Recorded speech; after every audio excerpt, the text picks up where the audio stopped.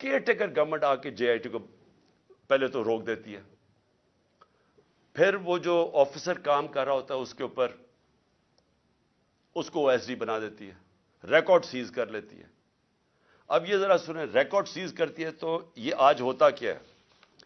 अदालत पहले तो वो जब जो जेआईटी की तफ्तीश हो रही होती है उसके अंदर जब वो केस लगता है पिछली बारी, तो वो कहते हैं जी हमारे पास तो रिकॉर्ड ही नहीं, और वो रिकॉर्ड ही नहीं दे रहा।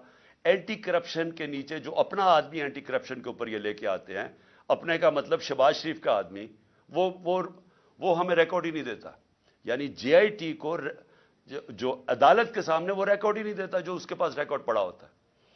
फिर वो जो अदालत उसे कहती है, एंटी टेररिज्म कोर्ट जो गुजरांवाला का है, वो ऑर्डर करता है डीजी को कि रिकॉर्ड प्रोड्यूस करे, हमारे सामने रिकॉर्ड लेके आओ। पहले वो रिकॉर्ड नहीं लेके आता, फिर दूसरी दो प्रोसिक्यूटर्स जाते हैं एंटी करप्शन में वो रिकॉर्ड लेने। जब वो वहां जाते हैं तो पता चलता है कि सिर्फ 11 सफ़े रह गए हैं, सारा रिकॉर्ड जेआईटी का गायब हो गया, और सिर्फ उसमें से 11 सफ़े रह गए, चुन के वो 11 सफ़े जिनका कोई बेमान है। यानी जेआईटी को सैबोटाज कर दिया गया इस नई गवर्नमेंट ने। और फिर सुने जरा, अब मैं जरा पूरा इसको समझाऊं अब ये क्या हुआ है। एक जो होता है जिसको जेल में रखा होता है उसकी बेल हो जाती है, यानी 2 आदमी जेल में, एक को बेल हो जाती है।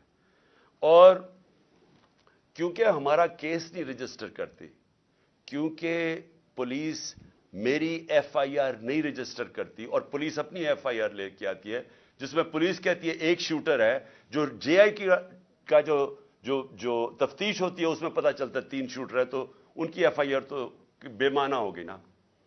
तो अब ये सिचुएशन क्या है कि आज जो मेरे ऊपर हमला हुआ था और जो इतनी देर की तफ्तीश हुई थी, पहले इन्होंने मेरा जब एफआईआर भी नहीं काटी, इतनी तफ्तीश के बाद आज क्या सामने चीज आती है कि जो रिकॉर्ड था वो जान के इन्होंने खत्म किया, सैबोटाज किया। इससे क्या चीजें सामने आती हैं? इससे ये सामने आती हैं कि जो मैं कह रहा था कि जो 3 लोग इसमें मुलव्वस थे, ये आज कंफर्म है कि ये 3 लोग हैं, क्योंकि ये सिर्फ 3 लोग करवा सकते थे। इन्हीं के पास पावर है कि ये जेआईटी को सैबोटाज कर सकते हैं। इन 3 के पास ये सारे, और जो मैंने पहले दिन कहा था कि चीफ जस्टिस साहब आप सुने इसको क्योंकि मुझे इंसाफ नहीं मिलेगा, वो साबित हो गया। कोई इंसाफ मिलने की अब तवक्को नहीं है, क्योंकि इन्होंने सारा रिकॉर्ड गायब कर दिया। और ये क्यों किया? क्योंकि इनको पता था कि इन्होंने पकड़े जाना है इसमें। ये सारी कड़ी इन्हीं की तरफ जा रही थी। और इससे यह साबित होता है कि जब मुझे अदालतें बुलाती हैं कि जी आप आके अपीयरेंस करो, मेरा सवाल यह है कि मेरे ऊपर जब हमला हुआ था तो मैं तो उससे 2 महीने पहले कह रहा था कि मेरे ऊपर हमला होने वाला है। मैंने तो यह भी बता दिया था कि दीनी इंतहा पसंद के नाम पे मेरे ऊपर हमला होगा। मुझे तो किसी ने नहीं बचाया, ना किसी ने मेरी कोई परवाह की कि इसके ऊपर एक अटेम्प्ट होने लगा है।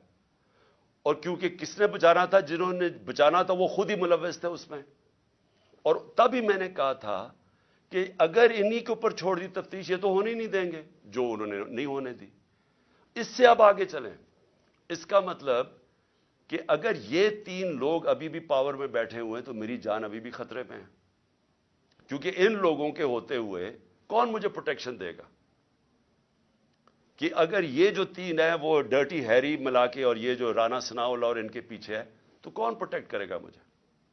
मैं जब भी मैं जाऊंगा पब्लिक में, इनसे खतरा तो इनसे है, जिन्होंने प्रोटेक्ट करना है वो उनसे मुझे खतरा है। और ये साबित हो गया जेआईटी से।